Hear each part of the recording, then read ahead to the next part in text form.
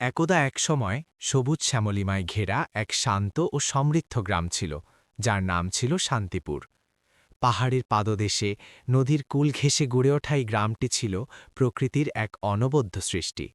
উর্বর জমি, পর্যাপ্ত বৃষ্টিপাত এবং ফসলের প্রাচুর্য শান্তিপুরকে করে তুলেছিল এক স্বাবলম্বী জনপদ। গ্রামের মানুষের জীবনযাত্রা ছিল সরল, কিন্তু তাদের হৃদয় ছিল গভীর বিশ্বাস আর পারস্পরিক সম্প্রীতির এক অটুট বন্ধন। এখানে ধর্মীয় মূল্যবোধ ছিল জীবনের অবিচ্ছেদ্য অংশ, আর গ্রামের মসজিদ ছিল তাদের আধ্যাত্মিকতার কেন্দ্রবিন্দু, যেখানে প্রতিদিন 5 বার আল্লাহর ডাকে সাড়া দিয়ে সবাই একত্রিত হতো। এই শান্তিপুর গ্রামেই বাস করত এক যুবক, যার নাম ছিল আদিল। আদিল ছিল শান্তিপুর গ্রামের এক উজ্জ্বল নক্ষত্র, যার জীবন ছিল ইসলামের সুমহান আদর্শের প্রতিচ্ছবি। সে এক সাধারণ কিন্তু অত্যন্ত ধার্মিক পরিবারে জন্মগ্রহণ করেছিল। তার বাবা মা ছিলেন আল্লাহভীরু এবং দ্বীনের প্রতি নিবেদিত প্রাণ। ছোটবেলা থেকেই তারা আদিলকে ইসলামের মৌলিক শিক্ষা, বিশেষ করে নামাজের গুরুত্ব সম্পর্কে জ্ঞানদান করেছিলেন। আদিলের শৈশব কেটেছে কুরআন তেলাওয়াত, হাদিস অধ্যয়ন এবং স্থানীয় আলেমের সান্নিধ্যে। এই পরিবেশ তাকে নামাজের প্রতি এক অগাধ ভালোবাসা ও একাগ্রতা শিখিয়েছিল। সে বিশ্বাস করত, নামাজ কেবল আল্লাহর প্রতি আনুগত্য প্রকাশের মাধ্যম নয়, বরং এটি জীবনের সকল সমস্যার সমাধান এবং আত্মার প্রশান্তির উৎস। আদিলের চরিত্র ছিল বিনয়, ধৈর্য, সহানুভূতি এবং দৃঢ়তার এক অপূর্ব সমন্বয়। তার সততা ও ন্যায়পরায়ণতা তাকে গ্রামের সবার কাছে প্রিয় করে তুলেছিল। যদিও সে কোনো পদাধিকারী ছিল না, তার জ্ঞান ও ধার্মিকতার জন্য সবাই তাকে শ্রদ্ধা করত এবং গ্রামের যে কোনো গুরুত্বপূর্ণ বিষয়ে তার পরামর্শ নিত। আদিল ছিল শান্তিপুর গ্রামের এক জীবন্ত উদাহরণ, যে কিভাবে একজন মানুষ তার বিশ্বাস ও কর্মের মাধ্যমে সমাজের পথপ্রদর্শক হতে পারে।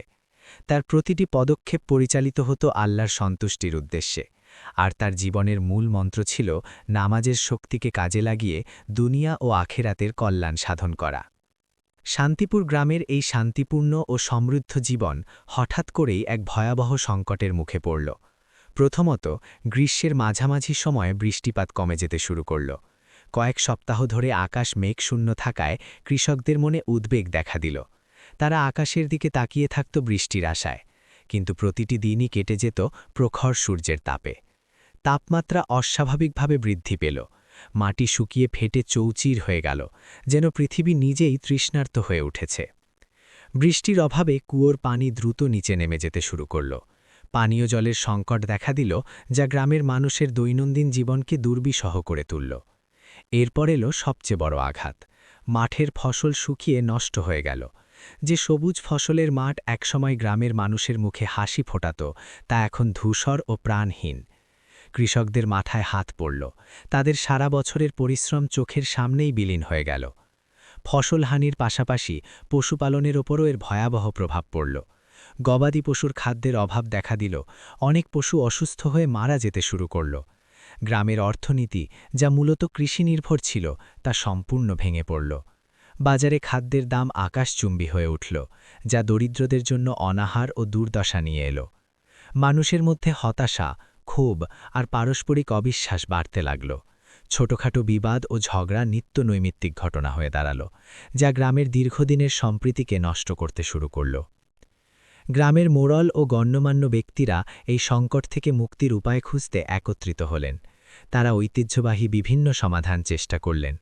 গভীর নলকূপ খননের চেষ্টা করা হলো, স্থানীয় পীর ফকিরদের কাছে যাওয়া হলো, এমনকি বিভিন্ন টোটকাও প্রয়োগ করা হলো, কিন্তু কোনো প্রচেষ্টাই সফল হল না। সংকট আরও গভীর হতে লাগল, আর মোড়ল ও অন্যান্য নেতাদের মধ্যে ক্রমবর্ধমান হতাশা ও অসহায়ত্ব গ্রামের মানুষের মনোবলকে আরও ভেঙে দিল।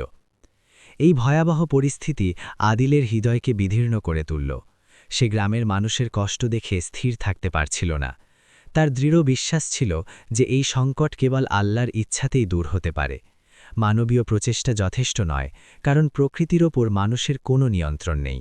আদিল গভীর চিন্তায় মগ্ন হল। কিভাবে নামাজের মাধ্যমে আল্লাহর কাছে সাহায্য চাওয়া যায়। সে পূর্ববর্তী নবীদের ঘটনা ও সাহাবীদের দৃষ্টান্ত স্মরণ করল, যারা বিপদের সময় আল্লাহর কাছেই আশ্রয় চেয়েছিলেন। তার মনে হল, একমাত্র নামাজই পারে এই ঘোর সংকট থেকে শান্তিপুরকে রক্ষা করতে। একদিন গ্রামের মোড়ল এক জরুরি সভার আহ্বান করলেন। গ্রামের সকল গণ্যমান্য ব্যক্তি, কৃষক এবং যুবকরা মসজিদে একত্রিত হল। সবার চোখে মুখে ছিল হতাশা আর উদ্বেগ। মোড়ল দীর্ঘশ্বাস ফেলে বললেন, আমরা সব চেষ্টা করেছি, কিন্তু কোনো লাভ হয়নি। মনে হচ্ছে আল্লাহর গজব আমাদের উপর নেমে এসেছে। যখন সবাই হতাশায় নিমজ্জিত, তখন আদিল সাহস করে উঠে দাঁড়াল। তার কণ্ঠস্বর ছিল শান্ত কিন্তু দৃঢ়। আদিল বলল, সম্মানিত মোড়ল সাহেব এবং গ্রামের সকল ভাই ও বোনেরা, আমরা দুনিয়াবি সব চেষ্টা করেছি, কিন্তু ভুলে গেছি যে আমাদের সৃষ্টিকর্তা আছেন, যিনি সব কিছুর উপর ক্ষমতাবান। আমরা কেন তার কাছে সাহায্য চাই না? নামাজ কেবল একটি ইবাদত নয়, এটি আল্লাহর সাথে আমাদের যোগাযোগের মাধ্যম। আমরা যদি কায়মনোবাক্যে তার কাছে ক্ষমা চাই এবং রহমত কামনা করি, তবে তিনি অবশ্যই আমাদের ডাকে সাড়া দেবেন। আদিল আরও যোগ করল, কুরআন ও হাদিসে এমন অনেক দৃষ্টান্ত আছে যেখানে নবীরা এবং সাহাবীরা বিপদের সময়ে নামাজের মাধ্যমে আল্লাহর সাহায্য পেয়েছেন। আসুন আমরা সবাই মিলে আল্লাহর কাছে ইস্তিগফার করি এবং বৃষ্টির জন্য বিশেষ নামাজ আদায় করি। আদিলের কথায় মিশ্র প্রতিক্রিয়া দেখা দিল। গ্রামের কিছু যুবক, যারা আধুনিক শিক্ষায় শিক্ষিত এবং ধর্মীয় বিষয়ে কিছুটা উদাসীন ছিল, তারা আদিলকে উপহাস করল। তাদের মধ্যে হাসান ছিল অন্যতম। হাসান বলল, আদিল ভাই, নামাজ পড়ে কি আর বৃষ্টি হয়? এটা তো কুসংস্কার। বিজ্ঞানসম্মত উপায়ে সমাধান খুঁজতে হবে। আমাদের উচিত আধুনিক প্রযুক্তি ব্যবহার করে পানি তোলার ব্যবস্থা করা, বৃষ্টি চাওয়ার জন্য নামাজ পড়া নয়। তাদের যুক্তি ছিল যে নামাজ প্রকৃতির নিয়ম পরিবর্তন করতে পারে না। মোড়ল আদিলকে শ্রদ্ধা করলেও তার প্রস্তাবে কিছুটা দ্বিধায় ভুগছিলেন। তিনি ভয় পাচ্ছিলেন যে যদি নামাজ পড়েও বৃষ্টি না হয়, তাহলে মানুষের হতাশা আরও বাড়বে এবং গ্রামের পরিস্থিতি আরও খারাপ হবে। তিনি বললেন, আদিল, তোমার বিশ্বাসকে আমি শ্রদ্ধা করি, কিন্তু যদি আমাদের চেষ্টা ব্যর্থ হয়, তাহলে মানুষের হতাশা আরও বাড়বে। ঠিক তখনই গ্রামের সবচেয়ে প্রবীণা ও ধর্মপ্রাণা ফাতেমা বিবি, যিনি তার প্রজ্ঞা ও অভিজ্ঞতার জন্য সবার কাছে শ্রদ্ধেয় ছিলেন, তিনি উঠে দাঁড়ালেন। তার কণ্ঠস্বর ছিল শান্ত কিন্তু কর্তৃত্বপূর্ণ। তিনি বললেন, মোড়ল সাহেব, হাসান এবং গ্রামের সকল ছেলেমেয়েরা, তোমরা কি ভুলে গেছ যে এই পৃথিবীর সব কিছু আল্লাহর হুকুমেই চলে? যখন আমাদের সব চেষ্টা ব্যর্থ হয়, তখন একমাত্র আল্লাহই আমাদের ভরসা। আদিল যা বলছে তা আমাদের দিনের শিক্ষা। আমরা যদি আল্লাহর উপর ভরসা না রাখি, তাহলে আর কার উপর রাখব? আমাদের পূর্বপুরুষরা সবসময় বিপদে আল্লাহর কাছেই সাহায্য চেয়েছেন। ফাতেমা বিবির কথায় অনেকে প্রভাবিত হল। তারা বুঝতে পারল যে আর কোনো পথ খোলা নেই, একমাত্র আল্লাহর কাছেই আশ্রয় চাওয়া উচিত। ফাতেমা বিবির কথা এবং আদিলের দৃঢ় বিশ্বাস দেখে কিছু মানুষ আদিলের প্রস্তাবে সায় দিল। তারা আদিলের পাশে এসে দাঁড়াল এবং বলল, আদিল, আমরা তোমার সাথে আছি। আমরা আল্লাহর কাছেই সাহায্য চাইব। আদিল তাদের দিকে তাকিয়ে হাসল। তার চোখে ছিল আশার আলো। সে জানত আল্লাহর সাহায্য অবশ্যই আসবে, যদি মানুষ তার উপর পূর্ণ ভরসা রাখে। আদিলের আহ্বানে সাড়া দিয়ে গ্রামের কিছু মানুষ যখন তার পাশে দাঁড়াল, তখন আদিল সালাতুল ইস্তিস্কার জন্য প্রস্তুতি শুরু করল।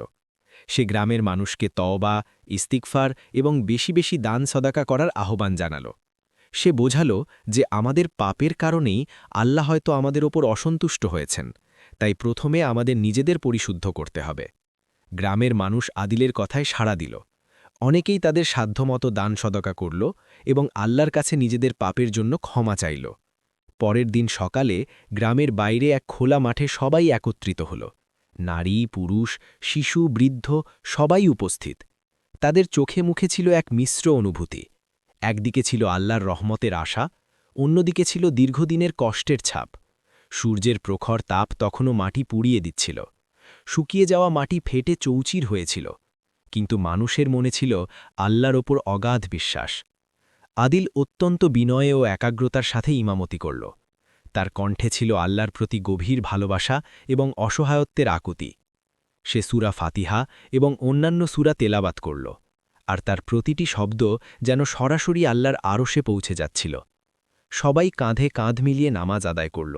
রুকু, সিজদা, প্রতিটি ধাপে তারা আল্লাহর কাছে নিজেদের সঁপে দিল। তাদের হৃদয়ে ছিল একমাত্র আল্লাহর সন্তুষ্টি লাভের আকাঙ্ক্ষা। নামাজ শেষে আদিল দীর্ঘক্ষণ ধরে দোয়া করল।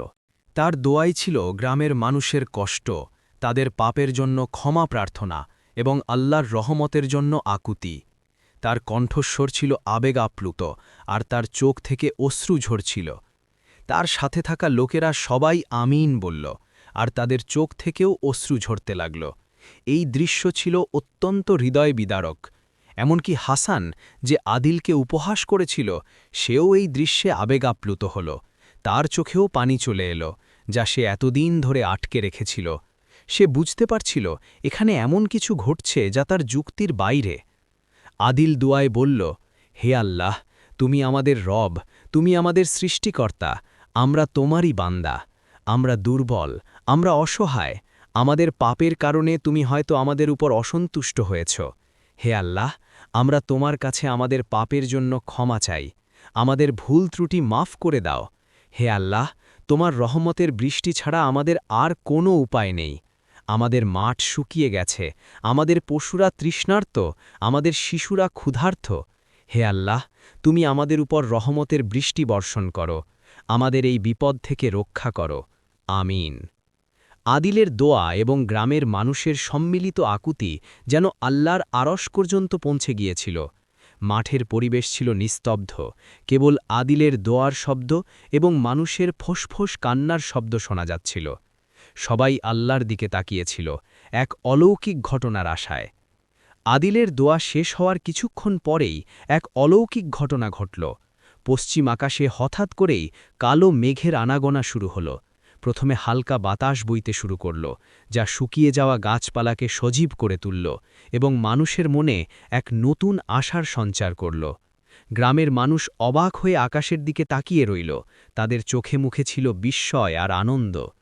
তারপর শুরু হল মুষলধারে বৃষ্টি। বৃষ্টির প্রতিটি ফোঁটা যেন আল্লাহর রহমতের বার্তা নিয়ে আসছিল। শুকিয়ে যাওয়া মাটি বৃষ্টির স্পর্শে সজীব হয়ে উঠল, আর বাতাসে ভেসে এলো মাটির এক মিষ্টি গন্ধ। গ্রামের মানুষ আনন্দে আত্মহারা হয়ে উঠল, তারা আল্লাহর শুকরিয়া আদায় করল। অনেকেই সিজদায় লুটিয়ে পড়ল। শিশুরা বৃষ্টির পানিতে খেলা করতে শুরু করল, তাদের মুখে ছিল অনাবিল হাসি। বড়রা একে অপরের দিকে তাকিয়ে হাসছিল, তাদের চোখে ছিল কৃতজ্ঞতার অশ্রু। এই অলৌকিক ঘটনা সবচেয়ে বেশি প্রভাবিত করল হাসানকে, যে আদিলকে উপহাস করেছিল এবং নামাজের শক্তিকে কুসংস্কার বলে উড়িয়ে দিয়েছিল। সে এই দৃশ্যে দেখে গভীরভাবে অনুতপ্ত হল। তার চোখে পানি চলে এলো, যা ছিল অনুশোচনা এবং নতুন উপলব্ধির অশ্রু। সে বুঝতে পারল যে আল্লাহর শক্তি মানবীয় যুক্তির ঊর্ধ্বে। বিজ্ঞান সবকিছু ব্যাখ্যা করতে পারে না, আর আল্লাহর ক্ষমতা অসীম। হাসান দ্রুত আদিলের কাছে গেল এবং তার হাত ধরে ক্ষমা চাইল। সে বলল, আদিল ভাই, আমাকে ক্ষমা করে দাও, আমি তোমার বিশ্বাসকে উপহাস করেছিলাম, আমি আল্লাহর শক্তিকে ছোট করে দেখেছিলাম। আজ আমি বুঝতে পেরেছি যে নামাজই আসল শক্তি। আদিল হাসি মুখে হাসানকে বুকে জড়িয়ে ধরল এবং বলল, আল্লাহ ক্ষমাশীল, তুমি অনুতপ্ত হয়েছ, এটাই বড় কথা। এই ঘটনা হাসানের জীবনে এক নতুন দিগন্ত উন্মোচন করল। সে নিয়মিত নামাজ পড়তে শুরু করল এবং দিনের পথে ফিরে এলো। তার জীবন সম্পূর্ণরূপে পরিবর্তিত হয়ে গেল। এই বৃষ্টির ফলে শান্তিপুর গ্রামের উপর দীর্ঘমেয়াদী প্রভাব পড়ল। মাঠের ফসল আবার সজীব হয়ে উঠল, কুয়ো ভরে গেল পানিতে। গ্রামের অর্থনীতি আবার সচল হল, মানুষের মুখে হাসি ফুটল। এই ঘটনা গ্রামের মানুষের ঈমানকে আরও দৃঢ় করে তুলল। তারা বুঝতে পারল যে আল্লাহর উপর ভরসা রাখলে কোনো বিপদই স্থায়ী হয় না। গ্রামের মানুষের মধ্যে পারস্পরিক সম্প্রীতি ও সহযোগিতা বৃদ্ধি পেল। মসজিদ আবার মানুষের পদচারণায় মুখরিত হয়ে উঠল, আর সবাই নিয়মিত নামাজ আদায় করতে শুরু করল। আদিল গ্রামের একজন সম্মানিত নেতা হিসাবে প্রতিষ্ঠিত হল। তার কথা সবাই মনোযোগ দিয়ে শুনত এবং তার পরামর্শ নিত। সে প্রমাণ করে দিল যে নামাজ কেবল একটি ইবাদত নয়, এটি এমন এক শক্তি যা অসম্ভবকে সম্ভব করতে পারে, যা মানুষের আত্মাকে পরিশুদ্ধ করে এবং আল্লাহর সাথে গভীর সম্পর্ক স্থাপন করে। নামাজের মাধ্যমেই আদিল তার গ্রামের মানুষকে এক ভয়াবহ বিপদ থেকে রক্ষা করতে পেরেছিল। শান্তিপুর গ্রামের এই ঘটনা নামাজের শক্তি ও আল্লাহর রহমতের এক জীবন্ত প্রমাণ হয়ে উঠল। এই গল্পটি শুধু শান্তিপুর গ্রামের জন্য নয়, বরং সমগ্র মানবজাতির জন্য একটি সার্বজনীন বার্তা বহন করে। যখন সকল মানবীয় প্রচেষ্টা ব্যর্থ হয়, তখন আল্লাহর কাছে ফিরে যাওয়াই একমাত্র পথ। নামাজ হল সেই শক্তি যা মানুষকে আল্লাহর সাথে সংযুক্ত করে এবং অসম্ভবকে সম্ভব করে তোলে। এটি আত্মার প্রশান্তি, মনের শান্তি এবং জীবনের সকল সমস্যার সমাধান। আদিল তার বাকি জীবন আল্লাহর দ্বীনের খেদমতে উৎসর্গ করল। সে গ্রামের মানুষকে নামাজের গুরুত্ব, তওবা, ইস্তেগফার এবং আল্লাহর উপর ভরসা রাখার শিক্ষা দিল। তার গল্প জনমের পর জনম ধরে শান্তিপুর গ্রামের মানুষের মুখে মুখে ফিরতে লাগল, যা তাদের ঈমানকে সজীব রাখল এবং তাদের হৃদয়ে আল্লাহর প্রতি ভালোবাসা ও ভয়কে আরও দৃঢ় করল। শান্তিপুর গ্রাম এক নতুন নামে পরিচিতি লাভ করল, নামাজের শক্তির গ্রাম। এই গ্রামের প্রতিটি ধূলিকণা যেন সাক্ষ্য দিচ্ছিল আল্লাহর অসীম ক্ষমতার।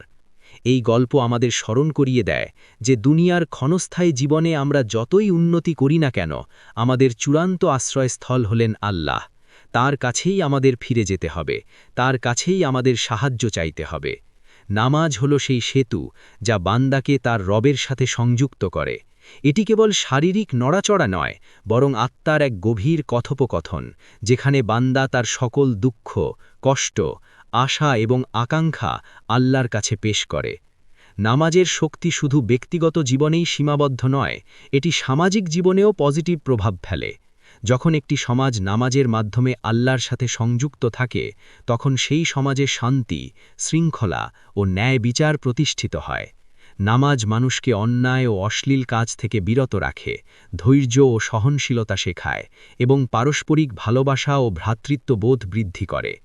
শান্তিপুর গ্রামের এই ঘটনা প্রমাণ করে যে আল্লাহর উপর পূর্ণ ভরসা এবং নামাজের মাধ্যমে তার কাছে সাহায্য চাওয়া হলে তিনি অবশ্যই তার বান্দাদের ডাকে সাড়া দেন। এটি আমাদের জন্য এক অমূল্য শিক্ষা যে বিপদের সময় হতাশ না হয়ে আল্লাহর দিকে ফিরে যাওয়া উচিত, কারণ তিনিই একমাত্র সত্তা যিনি সকল সমস্যার সমাধান করতে পারেন এবং সকল অসম্ভবকে সম্ভব করতে পারেন। এই গল্পটি আদিলের মতো আরও অনেক মানুষকে অনুপ্রাণিত করবে, যারা হয়তো জীবনের কোনো না কোনো সময় হতাশায় নিমজ্জিত। এটি তাদের মনে করিয়ে দেবে যে নামাজের শক্তি অপরিসীম আর আল্লাহর রহমত সবসময় আমাদের সাথে আছে, যদি আমরা তার উপর পূর্ণ বিশ্বাস রাখি এবং তার নির্দেশিত পথে চলি। নামাজের মাধ্যমে আমরা কেবল নিজেদের আত্মাকেই পরিশুদ্ধ করি না, বরং আমাদের চারপাশের জগৎকেও আলোকিত করি। এটিই ছিল শান্তিপুর গ্রামের আদিলের গল্প, নামাজের শক্তির এক জীবন্ত উপাখ্যান।